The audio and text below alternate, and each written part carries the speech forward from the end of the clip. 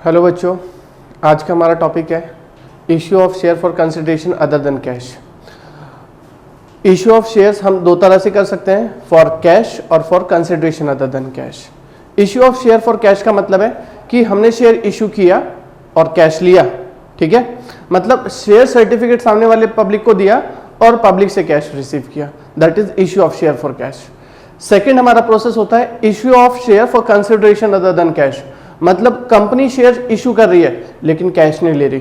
क्या ले रही है? हमने कोई सपोज कोई एसेट परचेज किया, हम वेंडर के पास गए, सप्लायर के पास जाते हैं, जाकर के बोलते हैं जी हमें ये गुड्स चाहिए या ये एसेट चाहिए, सपोज ये मशीनरी चाहिए 10 लाख रुपीस की, और हमारे पास कैश नहीं है, आप हमसे क्या ले लीजिए, शेयर्स ले लीजिए।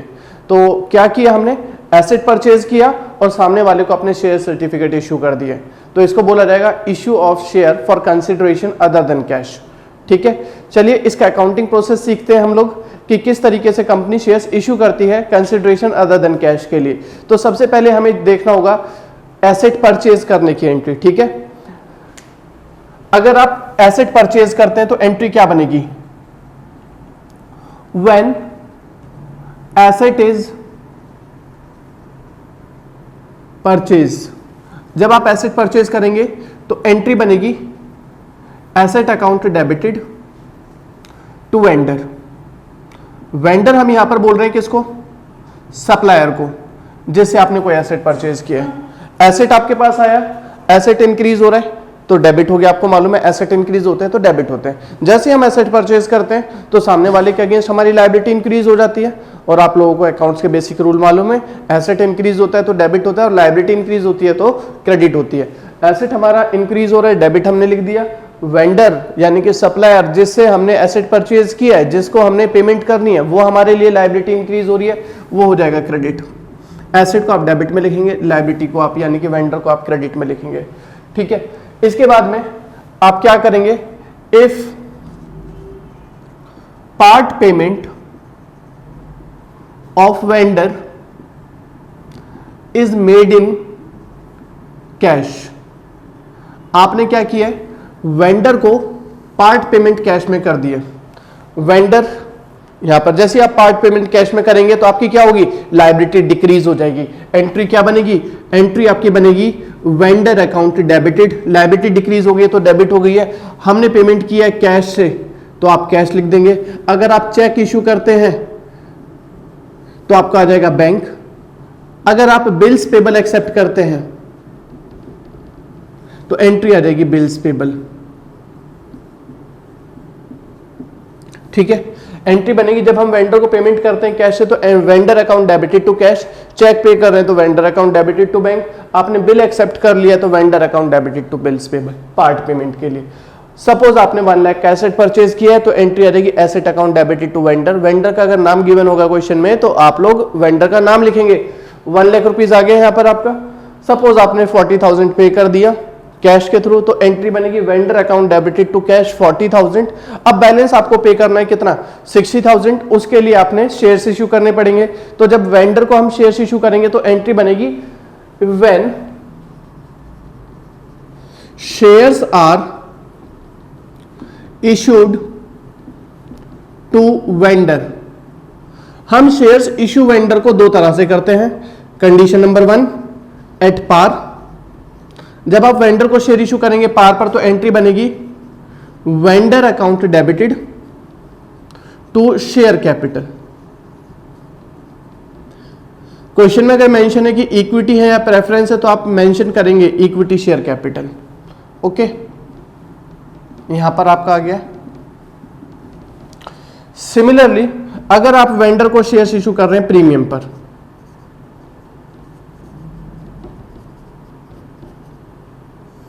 तो एंट्री बनेगी, आपने वेंडर को शेयर इशू किया प्रीमियम पर, vendor is the receiver, vendor account debited to share capital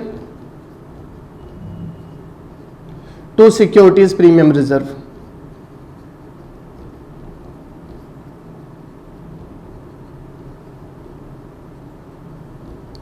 ठीक है। एक चीज और याद रखिएगा यहां पर, जैसे ही आप वेंडर को शेयर इशू करने जाते हैं उससे पहले आप लोगों को फाइंड करना पड़ेगा नंबर ऑफ शेयर्स, कि वेंडर को शेयर्स कितने दे रहे हैं आप, ठीक है। नंबर ऑफ शेयर्स हमने फाइंड करना पड़ता है। नंबर ऑफ शेयर्स फाइंड करने के लिए आप फॉर्मूला देखेंगे नंबर ऑफ शेयर्स फाइंड करने का, amount to be paid divided by, जिसको हम परचेज कंसिडरेशन भी बोलते हैं। Amount to be paid is purchase consideration divided by issue price. ठीक है, इश्यू प्राइस आप लोगों को मालूम है कि अगर हम शेयर पार पर इशू कर रहे हैं, 100 रुपीज का शेयर है तो इशू प्राइस 100 होगा।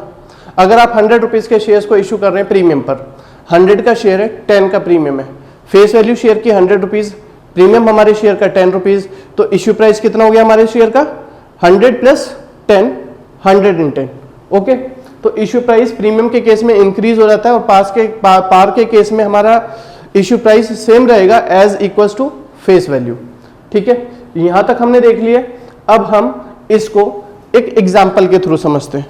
ठीक है, एग्जाम्पल हम ले रहे हैं, suppose x limited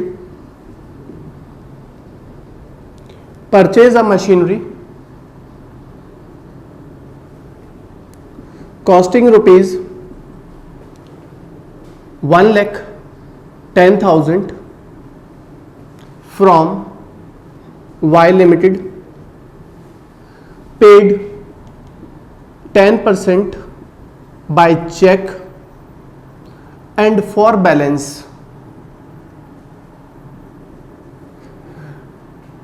we issued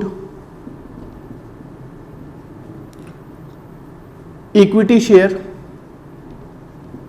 दो कंडीशन लेकर के चलते हैं पार की और प्रीमियम की। Case number 1 at par, case number 2 at premium of 10%। यहां पर हम अपने शेयर की वैल्यू, फेस वैल्यू ले लेते हैं ₹100। ओके, तो क्वेश्चन आपको क्लियर है। एक्स लिमिटेड ने परचेज किया मशीनरी 1,10,000 की वाई लिमिटेड से, हमने 10% चेक से पेमेंट कर दिया, बैलेंस जो भी बचेगा उसके लिए हम वाई लिमिटेड को शेयर्स इशू कर रहे हैं। फेस वैल्यू है हमारे शेयर की 100 रुपीज, प्रीमियम पहले फर्स्ट कंडीशन हमारी है कि हम शेयर्स इशू कर रहे हैं पार पर, और सेकंड कंडीशन हमारी है कि हम शेयर्स इशू कर रहे हैं प्रीमियम पर। ओके, तो सॉल्यूशन देखिएगा इसका। सबसे पहले जैसे ही आपने एसेट परचेज किया, हम बात कर रहे हैं in the books of X limited, in the books of X limited. First we are making the entry कि हमने क्या परचेज किया, मशीनरी परचेज की है। एंट्री बनेगी मशीनरी अकाउंट डेबिटेड, किससे परचेज किए, वाई से परचेज किया। वाई कौन है, हमारा वेंडर है। कितने अमाउंट की परचेज की है, 1,10,000। ओके, जैसे हमने मशीनरी परचेज की वाई से, तो एंट्री बनेगी एक्स की बुक्स में machinery account debited to vendor account या Y account, being machinery purchased. इसके बाद में आप वाई को क्या कर रहे हैं, 10% चेक से पेमेंट कर रहे हैं। एंट्री नंबर 2, एंट्री नंबर 2 बनेगी जैसे आप पेमेंट करेंगे वेंडर अकाउंट डेबिटेड, यानी कि वेंडर है हमारा अभी Y, Y account debited to bank. हमने कितना पेमेंट कर दिए, 10%, 10% ऑफ 1,10,000 कितना हो गया हमारा, 11,000 आपने पे कर दिए। क्लियर हो गए, 1,10,000 की मशीनरी परचेज की, 10% हमने चेक से दे दिया। अभी बैलेंस के लिए आपको क्या करना है, हमारी दो कंडीशन है। कंडीशन नंबर 1 है हम इशू कर रहे हैं पार पर शेयर्स, तो वाई लिमिटेड, वाई लिमिटेड कौन है, हमारा वेंडर है। वेंडर को हमने कितना पेमेंट करना है, ध्यान दीजिएगा, परचेज कंसिडरेशन पर ध्यान दीजिएगा। 1,10,000 का हमने एसेट परचेज किया, 10,000 आप पेमेंट कर चुके हैं वेंडर को, वाई को, तो अब कितना पेमेंट आपने करना बैलेंस है, बताइए बताइए बताइए। Vendor account debited to equity share capital. Purchase consideration क्या रहेगा हमारा, बिल्कुल सही आपने बताया, अमाउंट हमने पे करना था 1,10,000, 10% यानी कि 11,000 आपने पे कर दिया, तो बैलेंस अभी जो पे करना है आपने वो है अमाउंट 99,000 रुपीज। आपको बताया गया था, इंपॉर्टेंट है कि सबसे पहले आप नंबर ऑफ शेयर्स भी जरूर फाइंड करेंगे। नंबर ऑफ शेयर कैसे फाइंड करेंगे आप लोग? कितना करना है आपने परचेज कंसिडरेशन के लिए? 99,000 पे करना है। हमारे शेयर की फेस वैल्यू है 100 रुपीज, तो नंबर ऑफ शेयर्स कितने इशू करने जा रहे हैं आप? 990। जब यहां पर नरेशन मेंशन करेंगे तो नरेशन आएगी being 990 equity share of rupees 100 each issue to vendor. Okay, vendor है हमारा यहां पर वाई। इसके बाद में हमारी सेकंड कंडीशन है एट प्रीमियम। अगर आप वेंडर को शेयर इशू करते हैं प्रीमियम पर तो एंट्री क्या बनेगी आपकी? इस केस में एंट्री बनेगी वाई, यानी कि वेंडर डेबिटेड। कितना पेमेंट चाहिए वेंडर को? 99,000। नंबर ऑफ शेयर आप कैलकुलेट कर लेते हैं पहले। नंबर ऑफ शेयर आपका आएगा amount to be paid. Amount कितना पे करना है हमने? 99,000 पे करना है। हमारे शेयर की फेस वैल्यू कितनी थी? 100, प्रीमियम था 10, तो इश्यू प्राइस कितना हो जाएगा? 110। आपको 99,000 रुपीज देने हैं। आपके एक शेयर की वैल्यू, फेस वैल्यू आपके लिए 100 है, मार्केट में सेल करने जाएंगे तो 10 रुपीज एक्स्ट्रा मिल रहा है, यानी कि आपके एक शेयर सर्टिफिकेट की वैल्यू 110 है। 99,000 रुपीज देने हैं, एक सर्टिफिकेट 110 का, तो कितने सर्टिफिकेट आपने देने पड़ेंगे बताइए? 900 शेयर देने पड़ेंगे। तो एंट्री बनेगी to equity share capital to securities premium reserve. Securities premium reserve कितने शेयर्स आप इशू कर रहे हैं? 900, फेस वैल्यू 100, तो इश्यू प्राइस आपके शेयर का कितना हो जाएगा? Total 90,000 rupees. 900 शेयर इशू कर रहे हैं, प्रीमियम का बनता है 10 रुपीज पर शेयर, 9,000 रुपीज। यानी कि आपने 900 शेयर इशू किए, 100 रुपीज की फेस वैल्यू थी, शेयर सर्टिफिकेट की वैल्यू 90,000। आपके लिए मार्केट में उनकी वैल्यू 10% ज्यादा चल रही है, 9,000 एक्स्ट्रा मिल रहा है, तो आपके शेयर सर्टिफिकेट की वैल्यू मार्केट में है 99,000, वेंडर को भी चाहिए था 99,000। हो गया। यहां पर यह बात हमेशा ध्यान रखिएगा कि नंबर ऑफ शेयर के बिना आप काम नहीं कर सकते, नंबर ऑफ शेयर जरूर फाइंड करना पड़ेगा, ठीक है? और मेंशन करना पड़ेगा नंबर ऑफ शेयर नरेशन में भी, being 900 equity share of rupees 100 issued at 10% premium for purchase consideration। Okay, तो ये हमने एक एग्जांपल देखा जिसमें हमने एसेट परचेज किया, पार्ट पेमेंट कैश या चेक के थ्रू की, शेयर्स इशू किए पार पर और शेयर्स इशू किए प्रीमियम पर।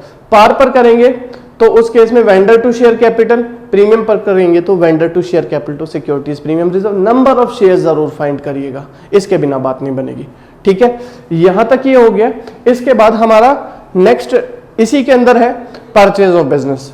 जब हम बिजनेस परचेज करने जाएंगे तो हम एसेट्स तो परचेज करेंगे ही, लेकिन सामने वाले के साथ आपको क्या मिलते हैं? लायबिलिटीज भी मिलती हैं। तो एसेट्स आपको मालूम है, एसेट्स आपके पास आए, एसेट इंक्रीज हुए, डेबिट हो जाएगा। सामने वाले की लायबिलिटी आपके पास आ गई, मतलब आपकी लायबिलिटीज इंक्रीज हो गई हैं, तो लायबिलिटीज जब भी इंक्रीज होती है तो क्रेडिट हो जाएंगी। जो भी अमाउंट सामने वाली पार्टी जिसका बिजनेस आप परचेज कर रहे हैं, जो भी अमाउंट वो आपसे डिमांड कर रही है, वो अमाउंट हमने जो भी पे करना है वो कहलाता है परचेज कंसिडरेशन। ओके, तो चलिए इसके बाद हम नेक्स्ट शुरू करते हैं आगे। परचेज कंसिडरेशन के अंदर ही है हमारा परचेज ऑफ बिजनेस।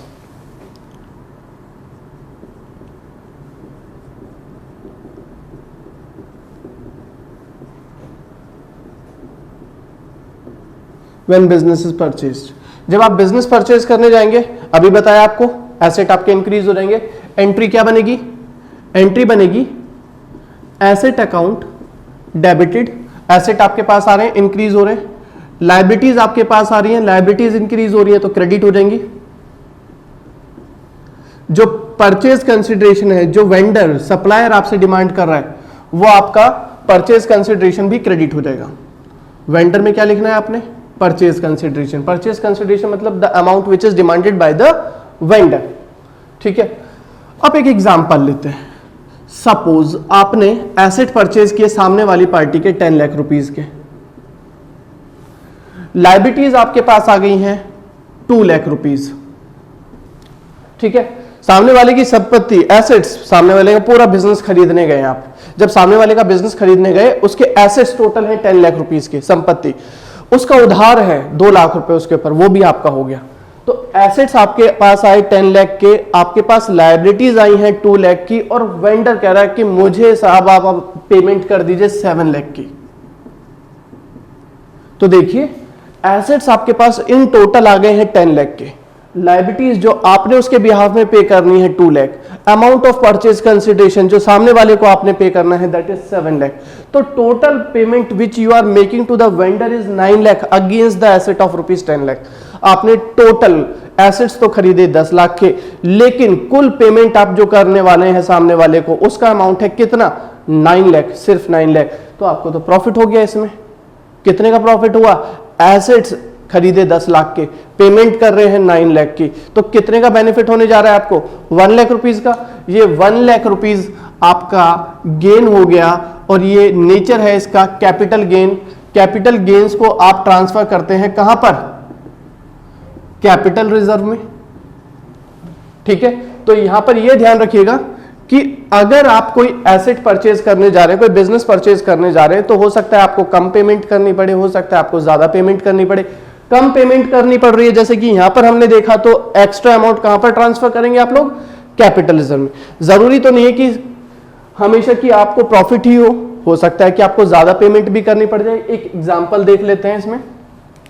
इसी तरह से फर्स्ट ये वाला केस था हमारा, if purchase consideration is less.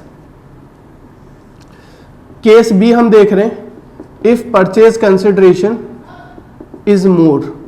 अगर आप ज्यादा पेमेंट कर रहे हैं तो क्या होगा, देखिएगा। अगर आप ज्यादा पेमेंट कर रहे हैं तो एंट्री हम सेम लेकर के चल रहे हैं। आपके पास एसेट आए, एसेट इंक्रीज हुआ तो डेबिट हो गया, लायबिलिटीज आई हैं, लायबिलिटीज इंक्रीज हो रही हैं तो क्रेडिट हो जाएंगी। जो पेमेंट आपने करनी है सप्लायर को, वेंडर को, वो वेंडर के नाम से आएगा, परचेज कंसिडरेशन है। एसेट आपका सपोज अगेन हम ले लेते हैं 10 लाख रुपीस का है, लायबिलिटीज आपके ऊपर सेम 2 लाख रुपीस की है, लेकिन इस बार वेंडर बोल रहा है नहीं जी साहब मेरे को तो 9 लाख रुपीस चाहिए, इससे नीचे मैं बेचूंगा ही नहीं अपना बिजनेस। एसेट्स संपत्ति उसकी 10 लाख की, उसके बिहाफ में आप उसकी लायबिलिटीज की पेमेंट करने जाएंगे 2 लाख की, और वो कह रहे हैं नहीं जी मुझे तो 9 लाख रुपीस चाहिए। तो ठीक है भाई 9 लाख रुपीस हम आपको पे कर देते, purchase consideration which is paid to the vendor 9 lakh.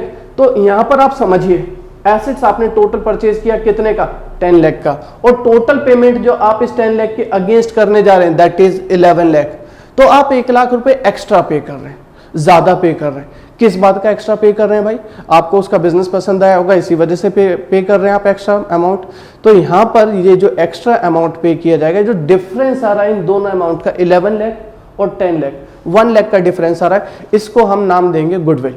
ठीक है, पहले कम पेमेंट की थी तो हमें प्रॉफिट हुआ था कैपिटल रिजर्व, यहां पर हम ज्यादा पेमेंट कर रहे हैं तो किस बात के लिए हम एक्स्ट्रा पेमेंट कर रहे हैं, क्योंकि हमें उसका बिजनेस पसंद आ रहा है, बिजनेस में इसका मतलब उसके बिजनेस की गुडविल है, तो इसको नाम देंगे हम goodwill account.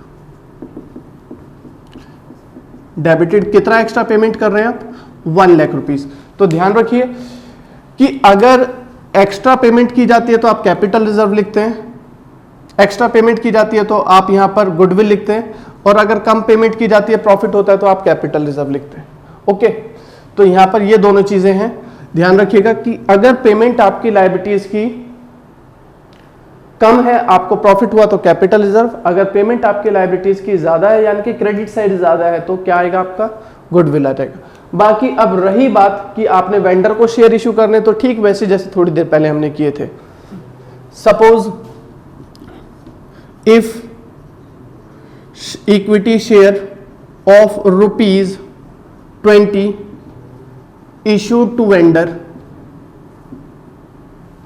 at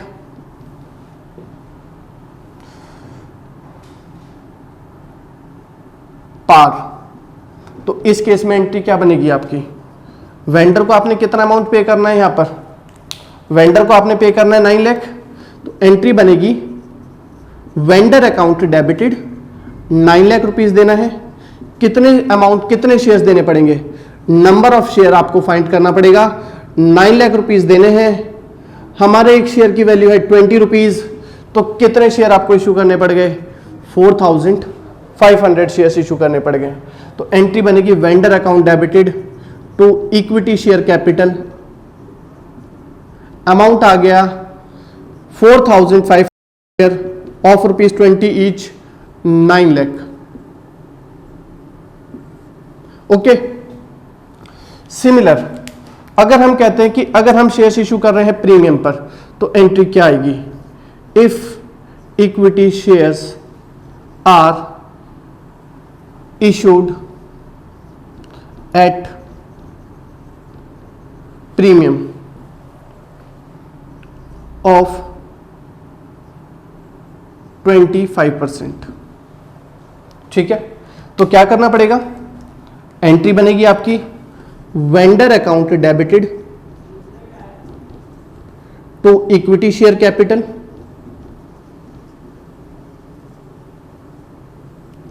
to securities premium reserve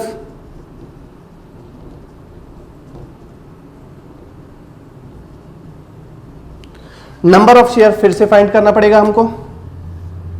number of share कैसे निकलेगा, बताया था, amount to be paid, amount of purchase consideration divided by issue price. Amount यहां पर हमने पे करना है 9 लाख रुपीस का। परचेज कंसिडर इश्यू प्राइस हमारा क्या होगा, face value plus premium. Face value हम यहां पर सेम कंसिडर कर रहे हैं 20 रुपीज की, और प्रीमियम है 25%, ये यानी कि 20 रुपीज का शेयर, प्रीमियम 25%, 20 का 25% हो गया 5 रुपीज, तो इश्यू प्राइस हो गया हमारा 25। अमाउंट आ गया आपका 9 लाख डिवाइडेड बाय 25। ये आपकी आ जाएगी कैलकुलेशन, नंबर ऑफ शेयर आ गए हैं आपके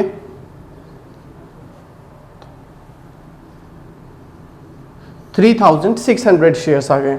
9 लाख को आपने डिवाइड किया 25 से, तो कितने शेयर्स इशू करने जा रहे हैं आप, 36, यहां पर था आपका 36,000 आएगा बेटा, ठीक है, और इधर आएगा आपका 45,000।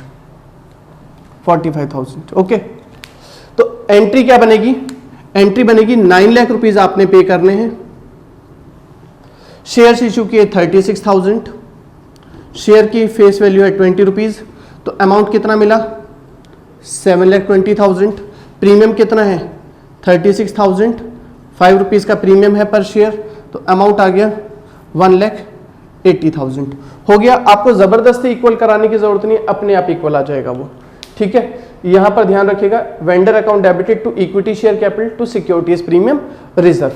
ओके, ये हमारा हो गया है। इसके बाद हम और चेक करते हैं कि issue of share for consideration other than cash के अंदर हम कहां कहां पर शेयर इश्यू कर सकते हैं, ठीक है। इसके अंदर आएगा issue of share to promoters for their services. Company अपने शेयर्स इशू कर रही है प्रमोटर्स को उनकी सर्विसेज के लिए, तो एंट्री हम बनाते हैं इनकॉर्पोरेशन एक्सपेंसेस,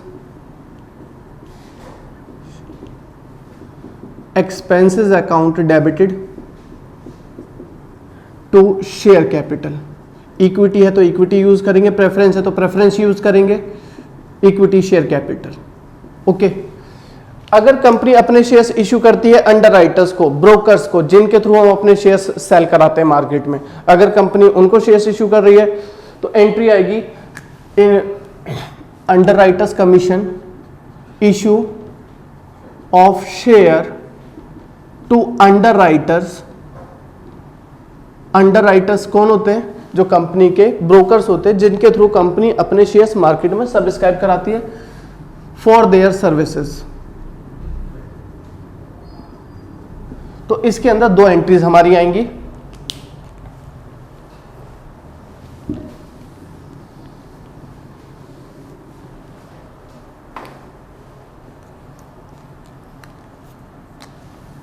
फर्स्ट एंट्री आएगी underwriters account debited, underwriters commission account debited to underwriters,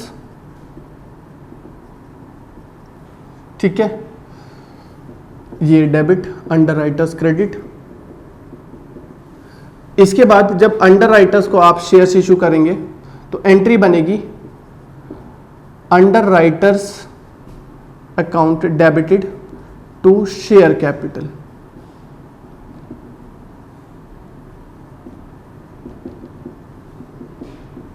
ठीक है, कंपनी अपने प्रमोटर्स को शेयर्स इशू करेगी तो एंट्री बनती है incorporation expenses account debited to share capital.